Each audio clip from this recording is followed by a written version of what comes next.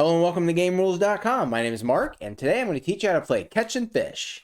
This is a fishing style game in which players are trying to create a specific value using two cards in their hand. That value is determined by a spinner, and depending on how you play, you're either going to be practicing your addition or your subtraction. This is a great game for kids and families. Let's dive in and learn how to play.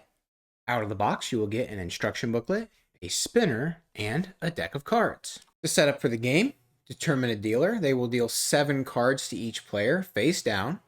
The rest of the cards are placed face down to form the draw pile. Each player will hold their cards and keep their cards a secret from their opponents. For this demonstration, though, we're going to play with all the cards showing. Determine who will go first and give them the spinner. We'll play that the player at the bottom of the screen is player 1. At the beginning of each turn, the player who is going will spin the spinner.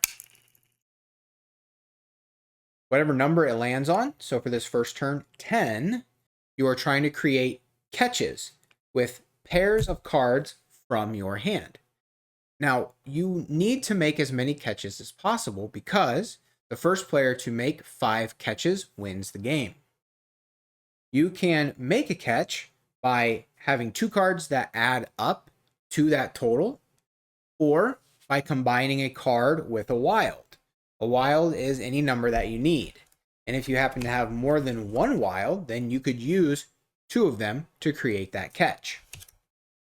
So our first player needs to make catches that equal 10. So they have some options here. They could add the 8 and the 2, and then they could combine their wilds with any of these cards. You are not required to use your wilds. However, if you have number cards that can be combined to make a catch, you must do so. So to start, let's have our player combine their 8 and their 2 for a catch. Catches are placed face up near the player who made them. And then we'll go ahead and use one of the wilds and combine it with a 5 for another catch. So now player 1 has 2 catches. Once you're done making all of your catches, your turn ends and play passes left. Player 2 now goes. They spin the spinner. And they need to make, let's say it's a 5. Looking at their hand, they also have a wild, so they're able to combine that with 2, 1, 1, or their zeros. And that is what they're going to do. They're going to combine it with a 0. One more rule I forgot to mention is that when you use a wild, you must say the number that it's representing. So our player would say this is a 5. 5 plus 0 is 5. So that is a catch. They place that face up. And they can no longer make any catches, so their turn is over. Play passes left. Player at the top of the screen goes. They got a 6. You must always use 2 cards to make a catch, so they could not just use their single 6. But they are going to go ahead and combine a 3 with the wild. They will announce that the wild is a 3. 3 plus 3 is 6. That's their catch. And that ends their turn. Play passes left, and we're back to player 1. Let's go ahead and do another example turn. They need to make an 8. They're going to go ahead and use their wild and combine it with their 4. And they're going to say their wild is a 4. 4 plus 4 is 8. They put their catch down here. That ends their turn. Moving on to player 2. So they got a 6. They're able to make a catch of 6 using their 6 and their 0.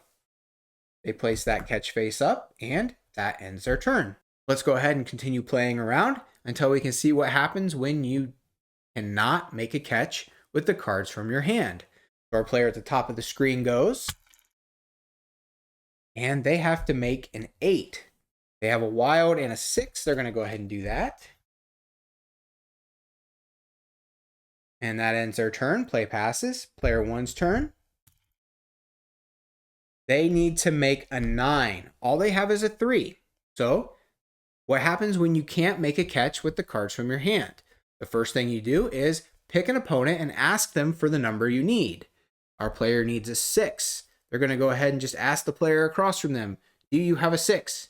If they have one, they have to give it to them. If they don't, they say no. Our player does not have a 6. If the player you asked does not have the number you need, you draw a card and end your turn. If you draw a card that helps you make a catch for the number you spun, it doesn't matter. Your turn ended because you drew. You do not play that catch. And now it is player 2's turn again. Let's go ahead and keep playing. They spun a 9. They need a 7 or an 8. So let's go ahead and have them ask player 1, do you have a 7? Player 1 does not have any 7s. He has a wild, but he does not have to give that to his opponent. So he says no. This player draws and ends their turn. Player 3 goes. They got an 8. They're unable to make an 8, and even if they ask, they can't do it. So they're going to go ahead and ask for a card that might help them in the future, and they're going to go ahead and ask player 1, do you have any 3s? They do, so they give it to him. And that ends their turn.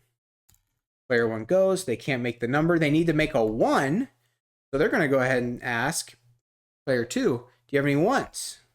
They sure do. They can pair that up with the wild, and they play their catch. So now player 1 has no cards in their hand.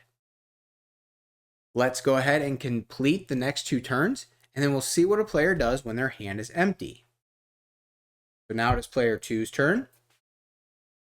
They spin. They got a 2, and they do not have the cards they need to make a 2. So they're going to go ahead and ask player 3, do you have any 1s? They say no. Player draws. They got a wild. Nice. Player 3 goes. They got a 5. They cannot make a 5. They need a 2. So let's say they ask the only player they can ask right now. Player 2, do you have any 2s? They do.